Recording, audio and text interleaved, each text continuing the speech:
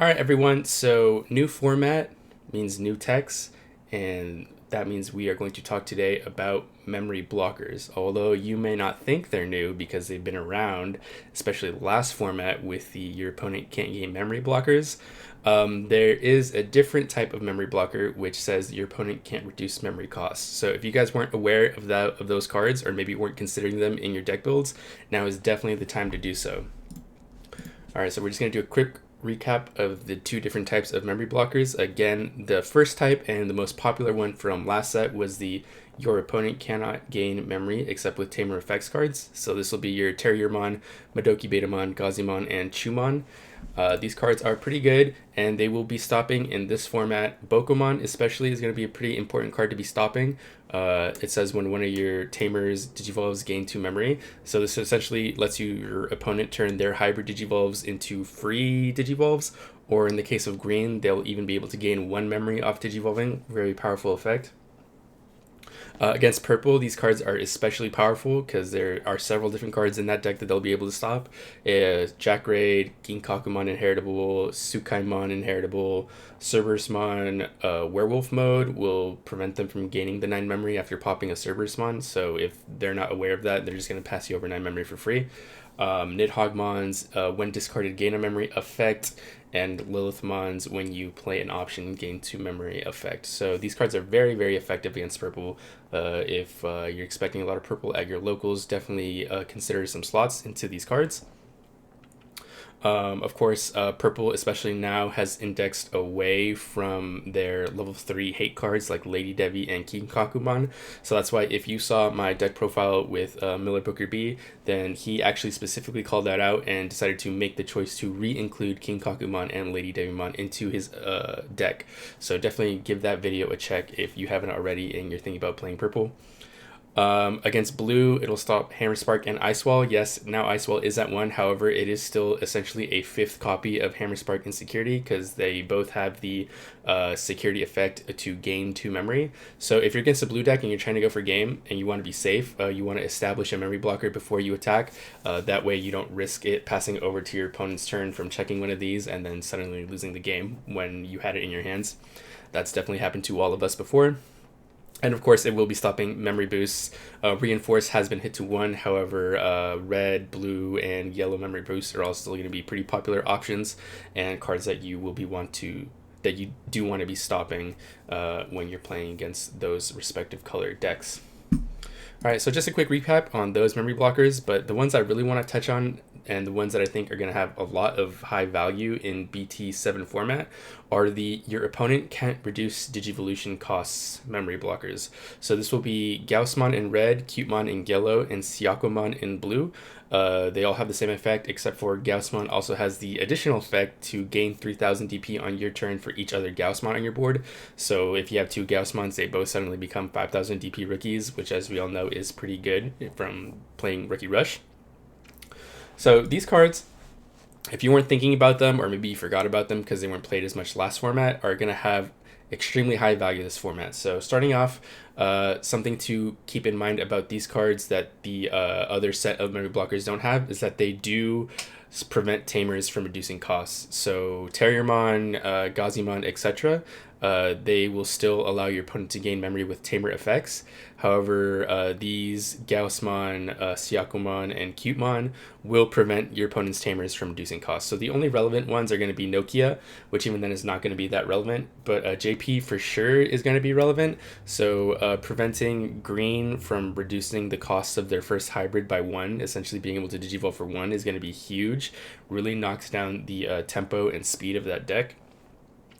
And green in general actually kind of gets shreked by these cards like quite a bit. So if you consider the playstyle of green, they want to go JP into a Beetlemon for 1 memory, do their search, and then they want to go Beetlemon into Rhino Kabuterimon for 1, and then they want to Atomic Inferno or Thunder Laser, and then swing with the Rhino and Digivolve into Ancient Beetle or Ancient Troy. But if you have a Gaussmon out on the board, let's say, then all of a sudden their first Beetlemon costs 2, and then they're going to be forced to pay 3 for Rhino Kabuterimon. Why is that? Well, it's because All level 5 hybrids in BT7 have this text. They say, when one of your Digimon with the Tamer card in its Digivolution cards digivolves into this card in your hand, reduce the memory cost of the Digivolution by 2. So, for example, Jet Sylphimon, as pictured here, will suddenly become a 3 to Digivolve instead of the powerful 1 to Digivolve. So that's already very, very high value. Of course, then you will also be stopping Aldemon in red, Beowulfmon in blue, and Rikimon in purple. While those maybe won't be as powerful effects to consider blocking, it still does cut down the tempo of these tamer decks, of these hybrid decks. So definitely keep that in mind. And they're also going to be effective against some other cards in the format that are going to be pretty powerful. So just knocking down the list is going to be win rate 60% in purple. Definitely going to be able to stop that reduce the cost by 4 effect. Digisorption in green, again going back to the whole green gets really screwed over by these types of cards. Hidden potential discovered will also be stopped by these cards, so if you're a green player, you definitely want to keep that in mind and consider what are your outs to these cards, especially when you're playing against those respective colors. So red, yellow, blue will all have access to these cards, and should green become extremely popular, even the other colors might consider tagging them in. Something to consider. Promo Agunimon and Lobomon, although these cards don't stop the warp effect, so because the warp effect reads set the memory cost to 2 and not reduce the cost by 3, these cards won't be able to stop the warp from coming out. However, their inheritable is that when this Digimon digivolves into Ancient Greymon or Ancient Garurumon respectively, reduce the cost by 2. So it will stop that inheritable, even though it doesn't stop the warp, so something to keep in mind. Imperial Dramon BT3, you will force your opponent to pay 5 memory for that, and as we all know, Imperial Dramon kind of lives or dies by that 3 memory threshold, so forcing them to pay 5 for their Imperial Dramon is going to pretty much cut all the aggression out of their deck. Infernmon BT2, the one that lets them reduce the cost of digivolving into Diaboromon by 1, will be stopped by this card. Maybe Diaboromon not going to be as powerful next format, but I'm sure there's still going to be some people playing it, considering everyone like invested their money into it at the end of last format after saw the Nationals hype, so bear that in mind. And finally, Lucemon Chaos Mode, it will stop the effect that says reduce the cost by 3 for every 10 cards in your trash. So these cards definitely have a lot of value against a lot of the meta decks, especially I think the level 5 hybrid being able to stop that reduce the cost by 2 is going to be very relevant, and super especially against green. This pretty much cuts green's entire strategy if you have one of these out on the board.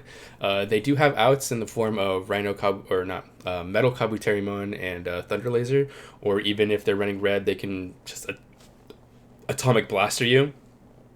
So do bear that in mind. There is always the random chance they're still playing Nidhogg. Of course, Nidhogg, a very powerful card that you shouldn't forget about.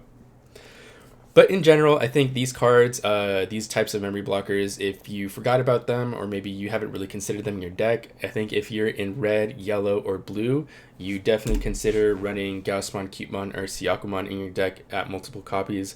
They're going to have value against pretty much the entire field this format, I feel like. And even if you're not in these colors and you can find a way to tech them in, then I think it's worth considering, especially if your locals has a lot of green hybrid players, which I'm sure there will be considering how cheap and powerful that deck is going to be.